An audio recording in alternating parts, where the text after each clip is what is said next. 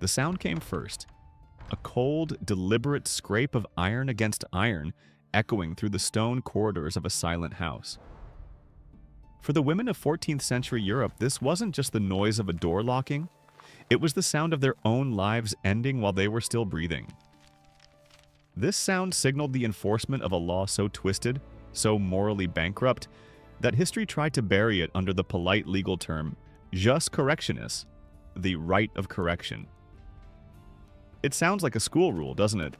But in reality, it was a license for husbands to legally torture their wives, using devices forged by blacksmiths who sold shackles alongside horseshoes. In the dusty town ledgers of Avignon and Prague, hidden between sales of grain and livestock, are receipts for iron girdles. Forget the myths of chastity belts designed for knights leaving for crusades. These were heavy, crushing instruments of restraint, designed for humiliation and daily control. They were bought by wealthy merchants and pious noblemen who believed that a woman's spirit, like a wild horse, had to be broken to be useful.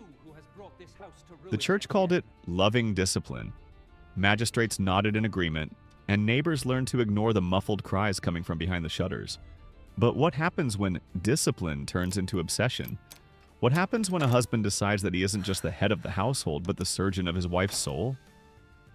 You are about to meet a man who took this law to its terrifying, bloody conclusion. Etienne de Castelnau was a nobleman who wrote beautiful letters about purity, but at home, he was a monster. He believed his wife, Aveline, was a vessel of temptation that needed to be cleansed by pain. On the first day of Lent, he locked her in a custom-made girdle of polished steel, lined not with velvet but with brass thorns that dug into her skin with every breath she took. Etienne wore the key on a chain around his neck, a heavy, cold symbol of his total ownership. Every morning, he would turn it slowly, closing his eyes and listening to the mechanism click as if it were the voice of God. Weeks passed. Aveline's voice faded from the house, replaced entirely by the rhythmic, terrifying sound of that key. Psychologists today call this learned helplessness, the moment a human mind breaks and accepts that pain is inevitable. Aveline stopped fighting. She stopped speaking. She became exactly what he wanted, a silent, suffering statue.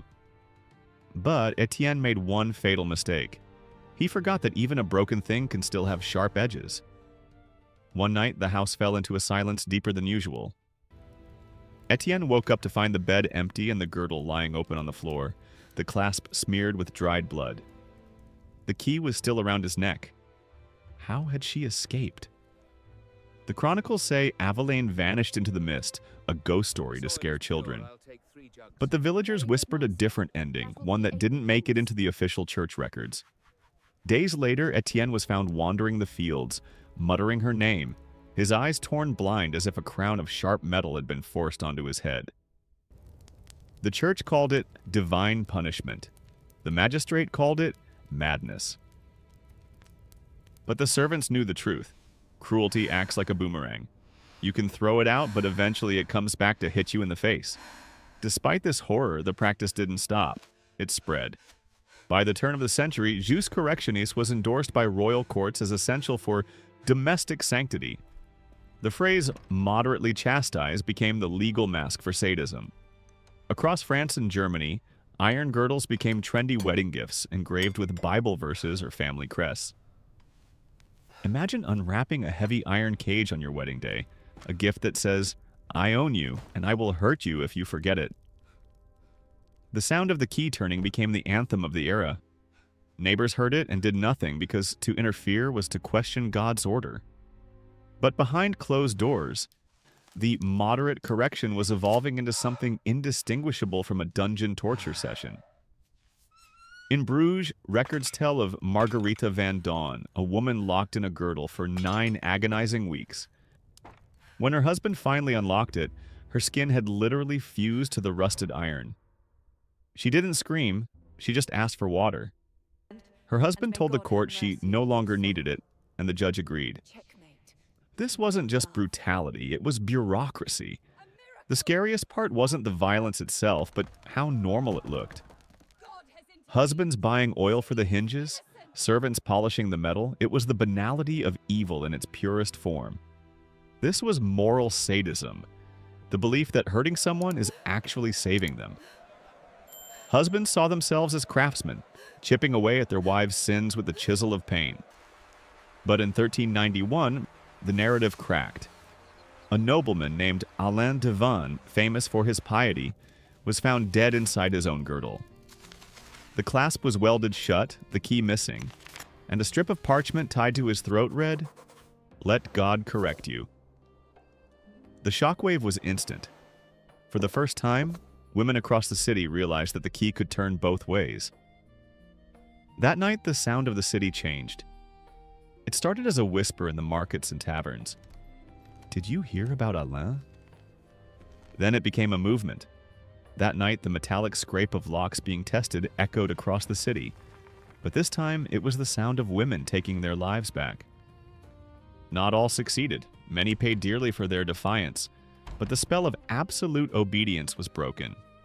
Husbands began sleeping with the keys under their pillows or melting them into candles, terrified that their own tools would be used against them.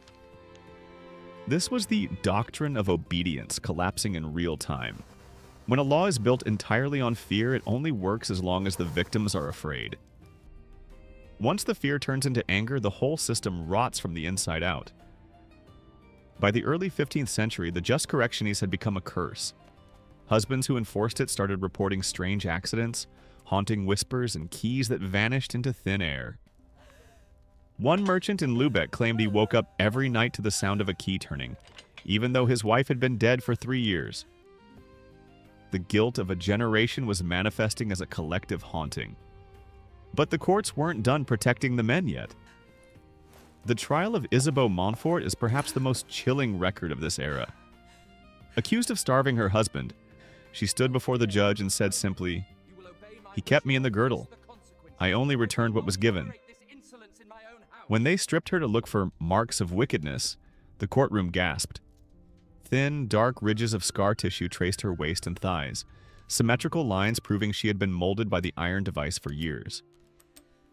A physician fainted at the sight, but the law didn't care about her scars, it cared about his death.